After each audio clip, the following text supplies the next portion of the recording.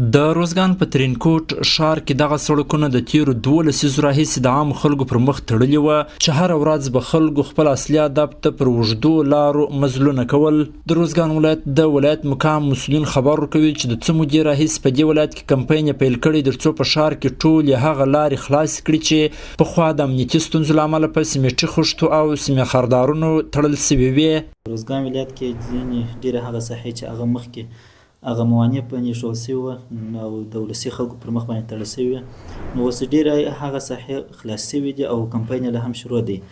نو انشاءالله ولایتي اداره او اړوند نورې ادارې په دې کوشش کې دي چې کوم ځای کې ولس سره په ستونزه کې او عمومي لارې یا فرعي لارې تړل سوي نو هغه به خلاصوي.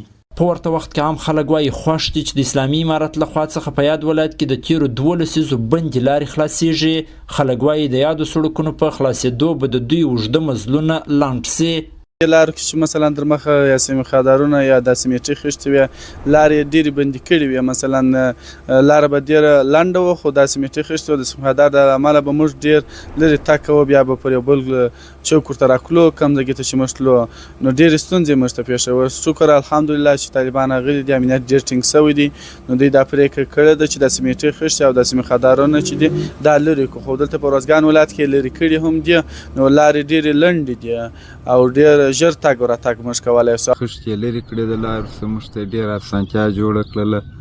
پخوا موږ په ډېرو اوږدو لارو تللو، خو چې دا خښتې یې لرې کړلې نو موږ ته لارې ډېرې لنډې سوې، په اسانۍ هغه ځای ته رسېدلی سو کوم چې زموږ هدف وي.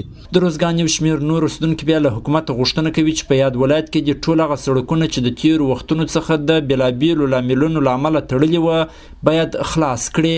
او ځینې دغه چوکونه چې دي بند دي، ډېر بند دي او په تېره بیا د ملالۍ لیسې سره بند دي، هغه دغه چې دی بل امنیت ملي سره دلته ځینې چوکونه بند دي. اوس د ولایت سره یو چوک خلاص و، منطقه څونه ازاده سوله او اخواته بیا بل چوک بند کې منطقه بیرته بنده سوله. تنه مې دا ده چې چوکونه باید خلاص سي، بازار ازاده سي. تر دې مخکې د افغانستان په یو شمېر نورو ښارونو کې هم د دغه ډول سړکونو د خلاصېدو کمپاینونه ترسره سوي وه.